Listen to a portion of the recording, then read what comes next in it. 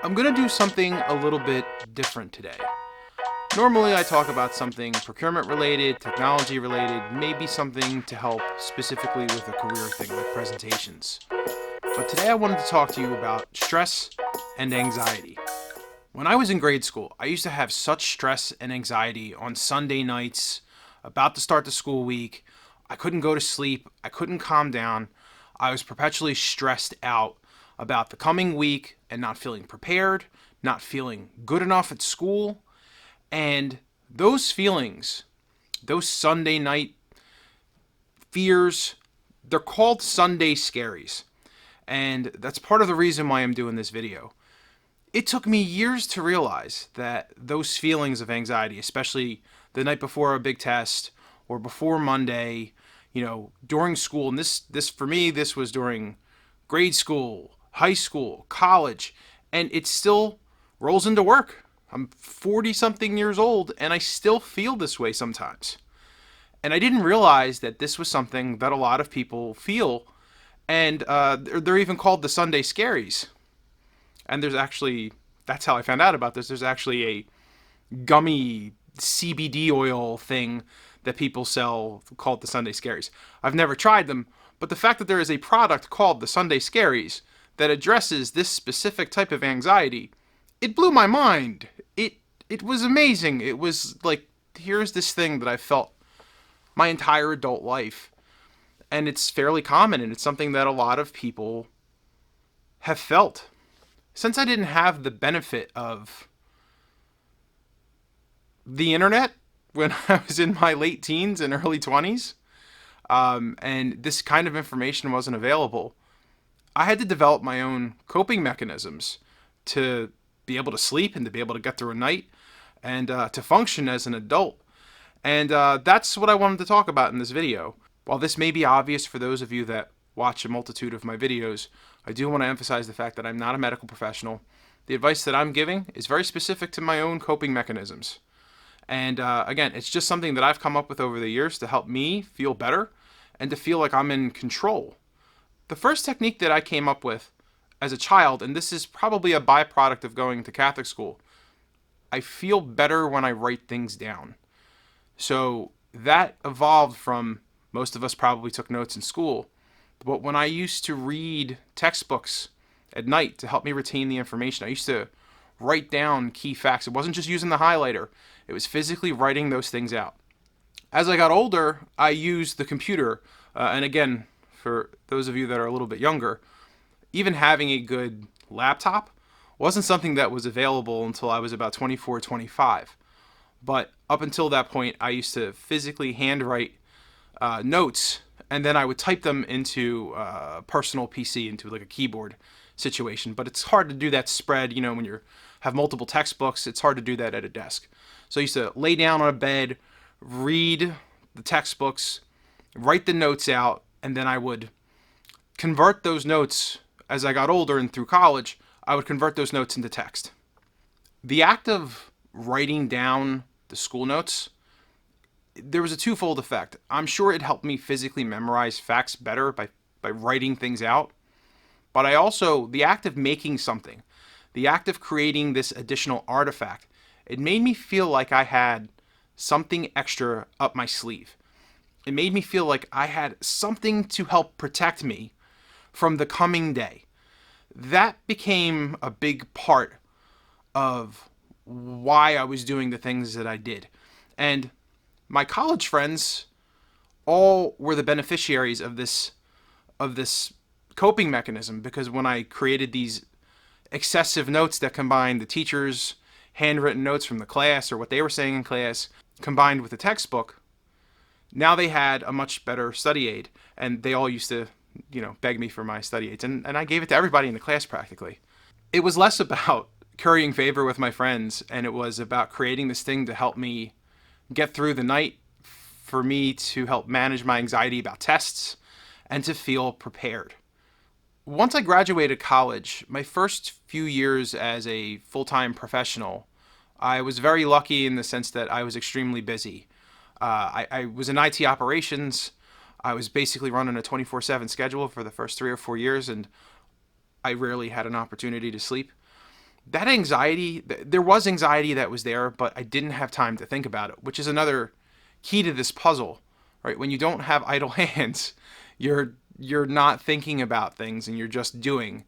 And that became a part of the mix of coping. As I progressed in my career and I got out of that 24 by 7 model, that's when the anxiety started to creep back in. When I started to advance in my career and started to be given more opportunities, and more time to think about those opportunities, that's when, wow, I'm feeling a little shaky. I'm feeling a little uncertain. The economic crash in like 2007, 2008, and 2009, that kind of all played a part in this as well. And I just felt, again, unprepared, unworthy, like something bad was going to happen. How do I start to mitigate this? And that's around the time where I started doing other extracurricular activities related to my career, but not necessarily specific to the company that I worked for. So just understanding the type of work that I was doing, reading the books, taking notes, trying to share that with other people. And that eventually evolved into the idea of the vlog and the blog. Started off with a blog of just me trying to understand a variety of procurement-based suppliers, or a bunch of suppliers that I dealt with and did business with. What are they doing in the market? Because when you're in the day-to-day job, you just don't have a lot of time to read about what their stock is doing and a lot of other things. So it started with, can I just find information on the internet? I could do this on the weekends, on Saturday mornings, when I'm drinking my coffee and getting up early before everybody in the house is awake. I can do this thing to understand what's going on with my suppliers a little bit better. You're going to probably notice the picture looks a little bit different. I just turned down the light a little bit because I thought it was looking a little washed out. So I turned the light down, and I'm not going to go back and re-record all of this. So there you go. But as I was saying, the idea of going out and just kind of creating my own artifacts again, my own totems of protection of the things that I dealt with at work, and having these things up my sleeve to help me better understand my job, that's where a lot of the blog and vlog stuff started. I created these things. They were for me. Then I started sharing them with my team, who eventually became my employees. And then they started to get a better knowledge base. Then my customers started to hear about these other things that I was doing, and they wanted to see them and read them. And then reading turned into a podcast because an old boss said to me, hey man, I appreciate that you're going out and you're doing this research, but how are you metabolizing the data? And the podcast helped me keep my anxiety at bay. Doing these things on the weekends, making these artifacts, adding value, increasing my own personal education and knowledge about the work that I was doing, it helped me manage and cope. And then eventually, with the vlogs, I'm not someone who naturally wants to be in front of a camera. I like to be behind the camera. I like to film things. I like to record things. I like to track memories of friends and family. But being in front of the camera was somewhat unnatural to me. But when I started doing the podcast, I found that the podcast, listening back to the podcast, listening to myself talk, editing myself endlessly for hours, it helped me change the way that I spoke. It helped me slow down. I talk fast. Now the same thing with the video. Doing video, I don't have an expectation of getting famous or anything of the sort. What it does is that it helps me see myself and how I'm delivering, how I'm talking, my facial expressions. In some ways, it's good. In other ways, again, if you have anxiety, if you're an extremely self-aware person, it can drive you to madness. So also, if you're a perfectionist, things like your lips smacking, twitches, bad lighting, if you get a little fuzzy on your face, if you wipe your face in between shots, all of those things will drive you nuts because they drive me nuts. The takeaway for me is that when I'm busy, I don't have time to overthink. I don't have time to get stressed.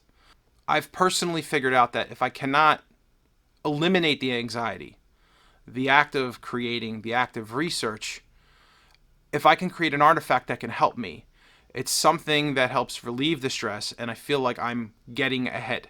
At the end of the day, am I really?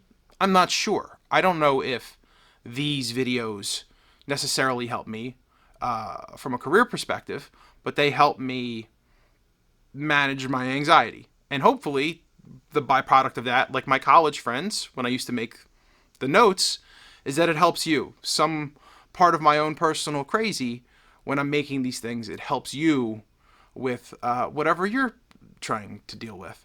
The idle hands thing is really at the root of it. When I stay busy, I mitigate the stress. When I take notes, when I make artifacts, I mitigate the stress. It makes me feel like I have an advantage by making these things. It's all made up in my head to a certain degree, but that's the thing that helps me get to sleep. And as I'm sharing this with you, I'm still dealing with stress and anxiety. I actually just recently switched jobs. So that entire experience has been get up early, use the weekends to start researching things that are impacting that job, right? I'm not going to get into specifics, right? And this video, right? So I've been thinking about the anxiety. I said to myself, this may be a good topic for a video. My personal stress and anxiety that I've been experiencing over the last few weeks, again, because of that Sunday Scaries, those gummies that I saw on the internet, a lot of people probably feel that way. So I thought it might be cool to do a video and talk about the things that I do to manage and mitigate the stress, to see if it helps anybody. To summarize it all, the idle hands, keep busy, write stuff down. Another thing that I like to use a lot, this Rocket Book. I like the Rocket Book versus paper because, number one, it's not as wasteful. There's an app with the Rocket Book that lets you scan your handwritten notes. So you take handwritten notes. I don't know, I might have something proprietary in here, so I got to be careful on what I'm sharing. You'll take your handwritten notes and you use your phone to scan it. And I'm not going to say that the OCR scanning solution is great. It actually does kind of a terrible job, but it takes a great picture and it takes just enough text associated with it. So if you go back and you search these notes, you'll probably have a keyword hit. And again, you have a record, you have a physical, digital, I shouldn't say physical at all.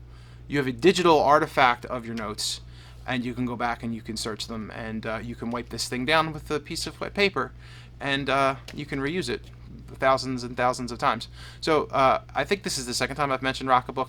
Big fan of Rocketbook, not getting paid for this, but I like to keep one by my bed, and I keep one by my desk, and I write my notes down, and I write my thoughts down. I write what do I need to get done today? What am I worried about? I write all of that stuff down before I go to sleep, and then I scan it, and then I check the notes in the morning, and like what can I knock off this list throughout this day, throughout this week, to make me feel less stressed. So it's probably a convoluted system. You guys are probably thinking, man, that's a lot of work to mitigate that anxiety and stress, and it is. But I also make nice, good things that a very small population of people like to watch, including shout out to the guy in Russia that said, why don't more people watch your videos? I don't know, but thank you for watching them. There we go. So hopefully this video is interesting and useful to you. And again, by no means am I an expert on any of this. I'm just a guy that figured out how to go to sleep at night and deal with this stuff. So I hope it helps, and hope whatever you're doing out there, you're figuring out, and you're figuring out something that works for you. So thanks for watching. I'll be back with another video.